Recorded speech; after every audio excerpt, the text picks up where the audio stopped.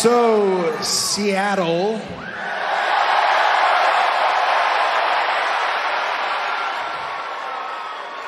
What do you want to talk about? Typically, a bit of a redundant question. I usually have a singular focus. When I first came back, I was talking about Seth Rollins. After that, I was talking about my torn pec and the rehabilitation. After that, I was talking about the Royal Rumble. And of course, after that, I was talking about WrestleMania and finishing the story. After last week, it feels a bit cloudy, though, so let's unzip this dress. Let's navigate this fog together, shall we? At WrestleMania 39, under the brightest lights in the main event, I lost. I lost to the tribal chief, to our champion, Roman Reigns.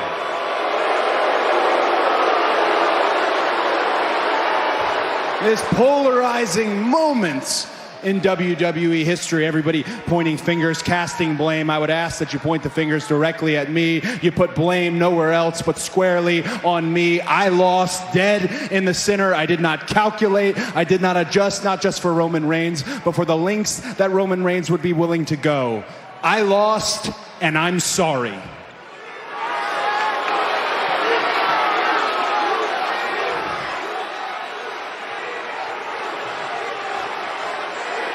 I heard two things after that match. One of them was from a dear friend. He told me directly, my friend Matt. He said, well, being in the main event, that's a win in itself, right? He said, at this point in your career, do wins and losses even matter?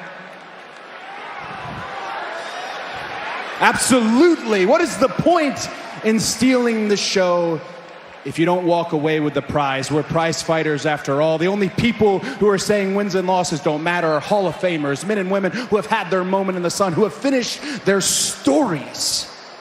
Whether it's the winner's purse or, in my case, the undisputed WWE Universal Championship.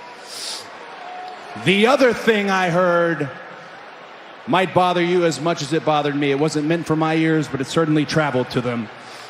I believe Mr. Heyman said it.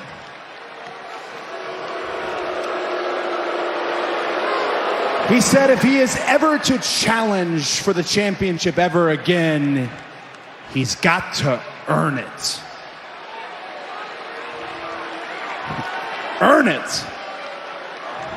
That basically refutes, dismisses, not just my whole career, my whole life. At what point, what are we talking about from going from Dashing to Stardust to the main event? From the undercard to the EVP, this derelict wolf who threw himself to the wilderness and came back the leader of the whole pack. Earn it! I am it!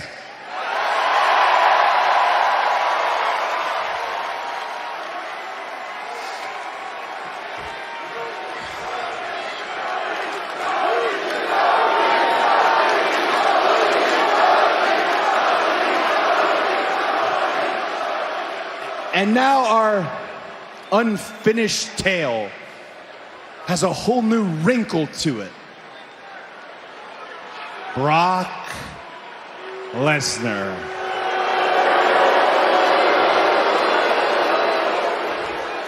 You want to know what's more embarrassing than laying there surrounded by 80,000 people with a rubber chicken a foot away from your head and not the two titles that you came to get? What's more embarrassing is when you have to wake up the next day, chin held high even though you didn't want to get out of bed, come to work looking for some modicum of satisfaction, looking for a rematch, looking for retribution when not granted that, at least something. And you offer up your innocence, you offer up your partnership to the beast, and he repays it in destruction.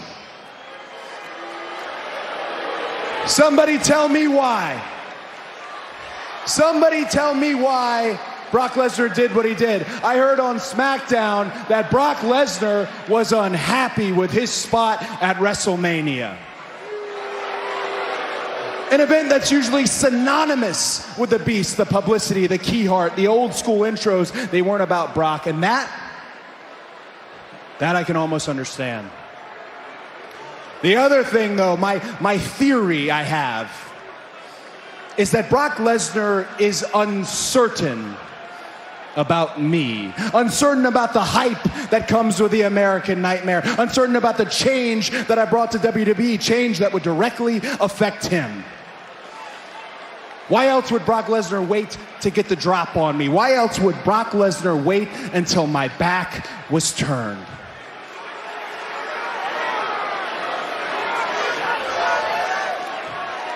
But if you're Brock Lesnar, and I know he's listening, and I know someone who represents him is listening as well, why the hell would you ever be uncertain?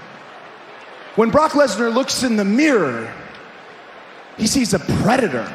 He sees a former NCAA heavyweight champion. That's the hardest tournament to win in folk style wrestling. A former UFC, a former WWE Undisputed Universal Champion. He is a Hall of Famer in both worlds. Brock Lesnar is a predator. When he was only a rookie, he looked at The Rock and thought, that's a victim. He looks at all of us. We're victims. We're lunch to Brock Lesnar. He looked at John Cena, victim. He looked at Randy Couture, victim. He looked at The Undertaker and his lauded streak and thought, victim. Is that what you think when you look at me, Brock Lesnar? Victim?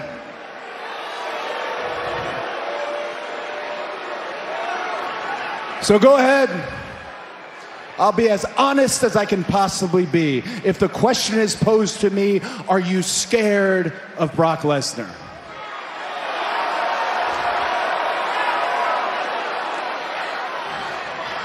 Yes. Yes.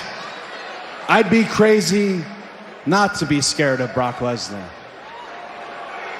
But I still want to fight Brock Lesnar. I'm so scared of Brock Lesnar and what happened to me last week that when he blinks, I'm gonna strike. When he breathes, I'm gonna kick. When he stumbles, I'm gonna pounce. I wanna make sure, leave no stone unturned, no opportunity behind. That when Brock Lesnar looks in the mirror the next time, he doesn't see predator. For the first time in his life, he sees prey. For the first time in his life, he sees a victim, my victim.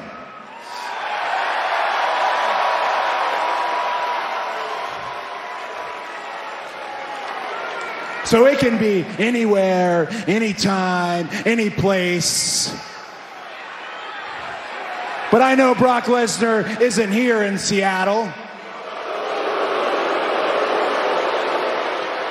So Brock Lesnar, what do you say? Face to face, eye to eye, one-on-one, the first time ever the American Nightmare Cody Rhodes versus yourself at WrestleMania Backlash. Answer the call. I understand that Cody is experiencing emotional turmoil, but I didn't realize Cody Rhodes had a death wish. Rhodes just called out the beast incarnate. He's clearly thought about it. Cody Rhodes saying, of course I'll be scared of Brock Lesnar, but I want to fight Brock Lesnar. A pent-up anger and frustration from the past week coming out in the American Nightmare, Cody Rhodes. It's obvious that Cody Rhodes is thinking with his gut right now and not his brain, because this is not a wise decision.